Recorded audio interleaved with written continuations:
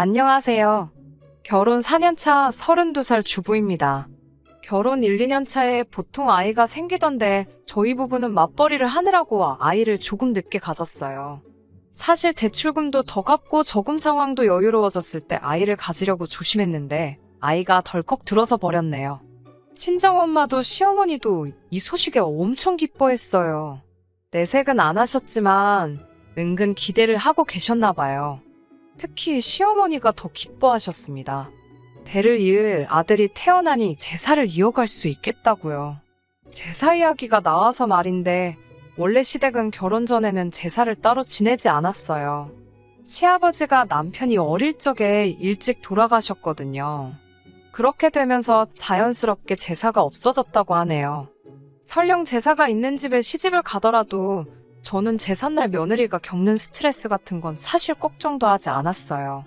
저희 집도 제사를 지내거든요.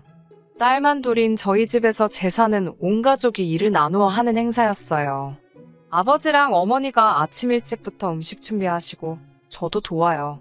먼저 결혼한 언니도 형부와 같이 와서 도와주고요. 조금 늦게 오기는 하지만 늦게 온 만큼 제사 준비부터 뒷정리까지 도맡아 하고요. 그만큼 제사는 제가 어릴 때부터 계속 겪어오던 일이었기 때문에 딱히 걱정이 된다거나 하지는 않았어요.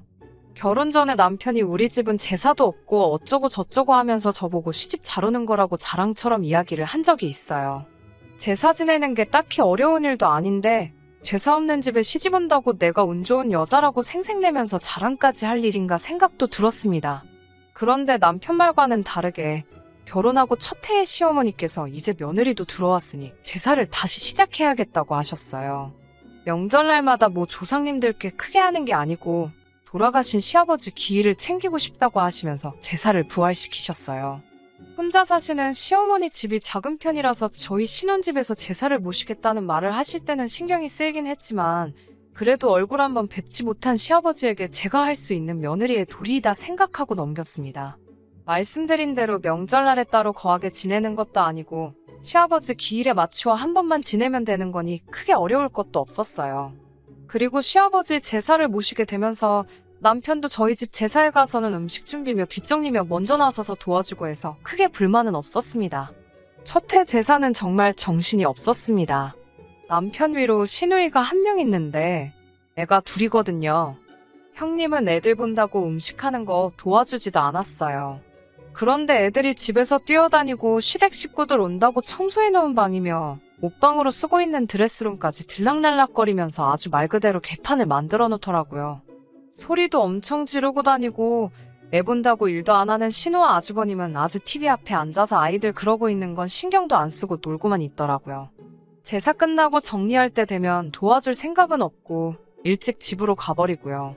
그래서 그 다음 해에는 그냥 아이들 어린이집 하원하고 제사 준비가 다 끝나면 와달라고 부탁을 했어요. 애들이 좀 뛰어다닐 수도 있는 거지. 뭘 그렇게 예민하냐며 제 말에 나를 세우기는 했는데 정작 화는 그렇게 내놓고 그 다음 해에는 정말 준비가 다 끝나고 제사 시작 전에 꼭 맞춰서 도착하고 제사 끝나면 밥만 먹고 돌아가더라고요. 시어머니가 일찍 오셔서 나물이나 탕국 같은 거 하시고 제가 전이랑 나머지를 준비하니까 사실 그렇게 힘든 건 없었어요. 그런데 정말 해도 너무 아무것도 안 하는 신우가 얄미울 지경이었습니다. 저는 한 번도 뵌 적 없는 자기 아버지의 제사를 지내는데 암만 시어머니와 제가 준비를 도맡아 전부 다 한다지만 와서 과일 하나라도 깎아줄까 물어보는 것도 힘든 건지 정말 아무짝에도 도움 하나 되지 않고 손도 까딱하지 않았어요. 그래도 꼭 참고 결혼하면서 4년간 시아버지 제사가 아니더라도 살아계셨다면 아마 내가 생신상을 준비해드렸겠지 생각해오며 불만 한번 가지지 않고 오히려 시어머니가 차리라고 한 것들보다 더 많은 음식들 준비해서 정성껏 모셨어요. 그런데 이 제사 때문에 시어머니와 신우가 저를 서운하게 하네요. 앞서 말씀드렸다시피 몇 달 뒤면 첫째 아이 출산 예정일입니다. 거기에 더불어 제 출산 예정일에서 한 달쯤 지나면 시아버지 제사가 있어요. 지난 구정에 시어머니 집에 모두 모여서 식사를 했습니다. 모처럼 자기 시댁에 가지 않은 신우도 아주버님과 함께 와 있었고요. 만사까지는 아니지만 아이를 가진 몸으로 저는 음식 준비를 했습니다. 신우는 역시 손 하나 까딱하지 않았고요.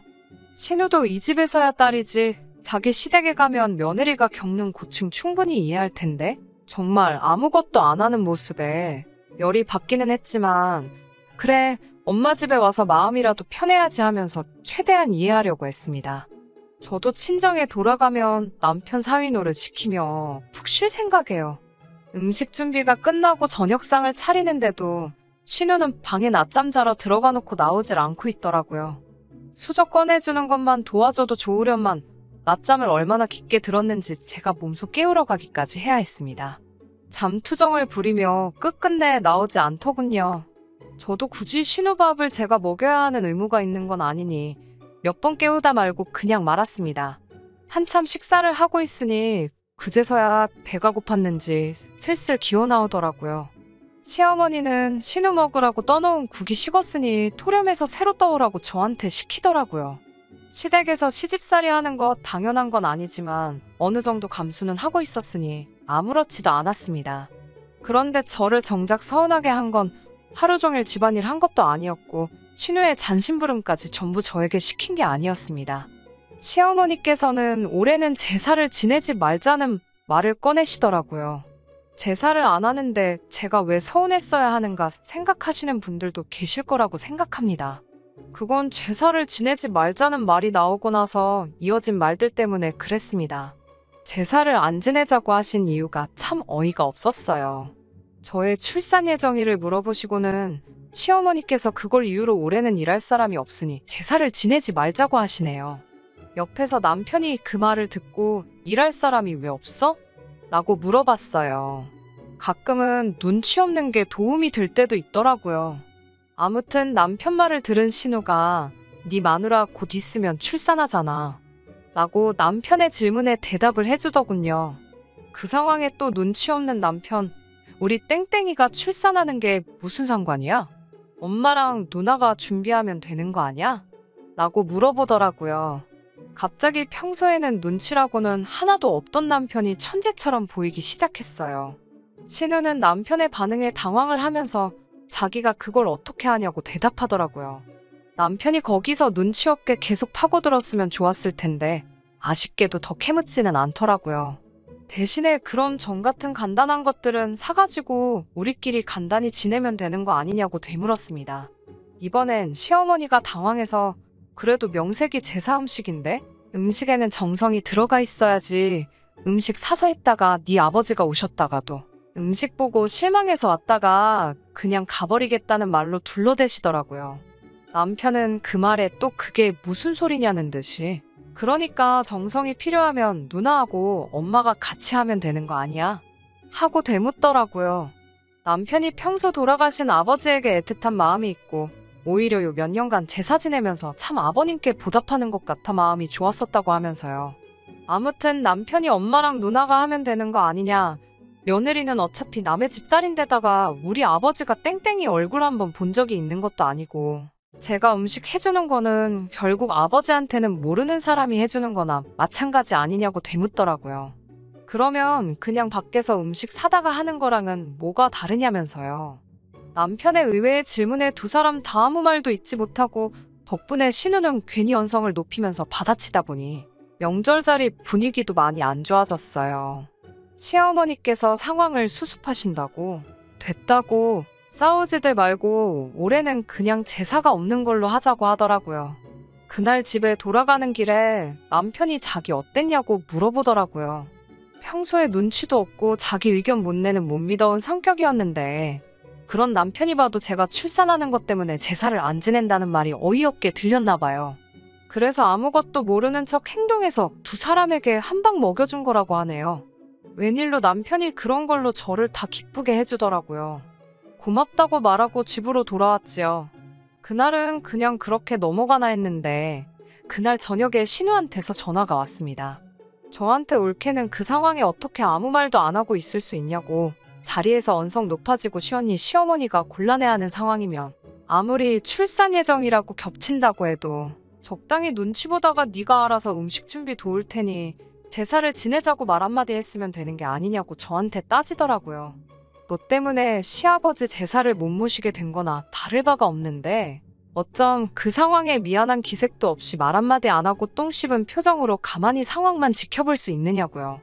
이미 시어머니께서 일할 사람이 없어서 제사를 지내지 말자는 말을 꺼내셨을 때 일할 사람이 없다는 말이 저를 지칭하고 하신 말인 걸 눈치를 채버려서 그때부터 저도 표정 관리를 제대로 못했거든요. 원래 시댁 제사는 며느리가 챙기는 거 몰랐어 라고 하면서 제가 며느리로서 당연히 해야 할 의무를 안 하는 거라는 식으로 말을 하더라고요. 더 늦기 전에 시어머니께 전화드려서 그냥 제사 음식 준비하겠다고 말씀을 드리라는 식으로 강요를 했습니다. 솔직히 너무 억울하고 화가 났는데 옆에서 신우랑 대화하는 걸 지켜보던 남편이 자기한테 다 생각이 있다고 자기만 믿으라고 하더라고요. 그러고 나서 남편이 전화기를 들어 전화를 건 곳은 신우의 시어머니였습니다. 원래 어려서부터 신우와 아주버님, 남편 이렇게 셋이 한 동네에서 같이 자라왔고 명문대를 나오신 신우의 시어머니는 세 사람을 공부도 봐주며 저희 시어머니와도 가까이 지내셨다 하더라고요. 남편도 그래서 잘 알고 지내던 사이였고요. 거기에 또 배우신 분이라고 우리 시어머니께서는 사돈관계가 되기 전부터도 신우의 시어머니 말이라면 무조건 전적으로 따랐다고 합니다. 애초에 시어머니가 시아버지 돌아가시고부터 제사를 안 지내기 시작한 것도 신우의 시어머니가 그 집에 제사를 없앤 모습을 보고 우리 시어머니도 따라서 없애신 거라고 남편이 설명해 주더라고요.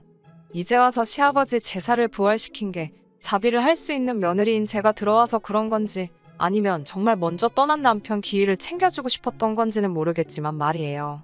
남편은 신우의 시어머니에게 신우가 한 말을 낱낱이 말해주기 시작했습니다.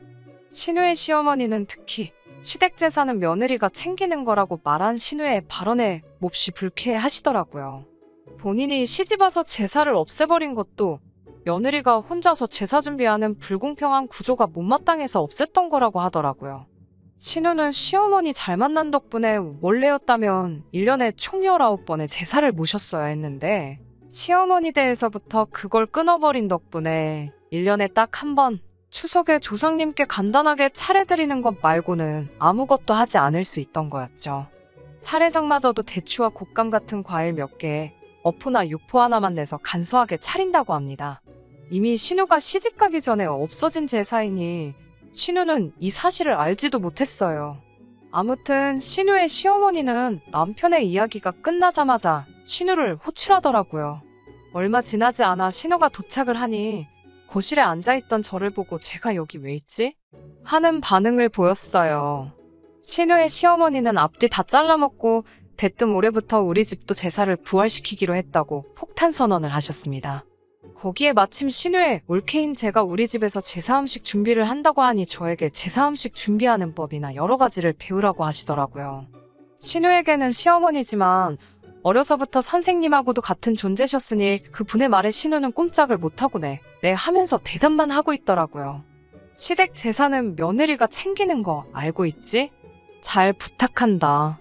라고 말씀하시고 본가에서는 원래 1년에 총 19번의 제사를 지냈다는 사실을 말해주셨어요. 19번이라는 말에 신우 얼굴이 새하얗게 질리다 못해 새파랗게 변하더라고요. 그 상황에서 이 사건의 중심에 저와 남편이 꾸민 일이라는 걸 눈치를 챘을 텐데도 어려워하는 시어머니 앞이니 뭐라고 말도 못하고 씩씩대고만 있을 수밖에 없는 거죠. 신우의 시어머니는 이어서 곧바로 우리 시어머니한테 전화를 거셨어요. 그리고 마치 누이 동생에게 잔소리하듯이 한마디 하시더라고요. 신우의 시어머니 말씀이 아직도 기억에 남네요. 조상 잘 만나서 조상 덕 좀 본 후손들은 제사는 대충 지내고 어디 다 놀러가고 없다고요. 내가 조상 덕 본 것도 없는데 음식 상에다 대고 절한다고 나아지는 것도 없고 괜히 뒷정리하면서 서운하기만 하지 않냐고. 제사가 나쁜 건 아니지만 허례허식 할 필요 없고 조상을 기리는 그 마음만 진실되면 되는 것 아니냐라고 하셨습니다. 시어머니와 신우는 꼼짝없이 아무 말도 못하고 있다가 그날의 일에 대해 저에게 사과를 해왔어요. 특히 신우가 말을 심하게 해서 미안하다고 말하는데 왠지 기분이 좋더라고요. 저도 시어머니께 출산이라고 겹치더라도 아버님 기일에 빠지지 않고 저도 도울 수 있을 만큼 도와드리겠다 약속도 했습니다. 그렇게 저희 집 제사소동은 의외의 인물의 개입으로 끝나버리고 말았어요. 남편이 솔직히 못 믿어왔고 결혼 전부터 보여준 엉성한 모습 때문에 혹시나 이런 식의 비슷한 일이 생길 때 저를 위해 목소리를 내준다거나 맞서 싸워줄 거라고는 솔직히 큰 기대도 하지 않았습니다. 그런데 이렇게 계획을 세우고 일사천리 일을 해결하는데 그런 모습이 참 여우 같더라고요. 아무것도 모르는 것 마냥 관심도 전혀 없다는 듯이 행동했지만 말에는 뼈가 있었고 행동에는 해결책이 있었어요. 남편을 정말 다시 봤습니다. 이번 일을 계기로 솔직히 제사를 더 이상 지내지 않는다거나 하는 건 기대도 하지 않습니다. 그리고 저도 며느리의 도리가 아닌 남편의 배우자로서 사랑하는 남편을 훌륭하게 키워주신 아버님께 올리는 생신상이라 생각하고 앞으로도 절대 귀찮아하지 않고 간소화하지 않고 진수성찬 정성껏 모실 계획입니다. 그게 절 위해 싸워 이겨준 남편에 대한 보답이기도 하겠네요. 못 믿어오면서 믿음직스러운 남편과 오래오래 행복할 수 있게 여러분들도 저희 많이 응원해주세요. 끝까지 들어주셔서 감사합니다. 끝까지 들어주셔서 감사합니다. 오늘의 사연은 여기까지입니다. 구독과 좋아요, 알람 설정 부탁드리고 더 좋은 사연으로 다시 찾아뵙겠습니다. 감사합니다.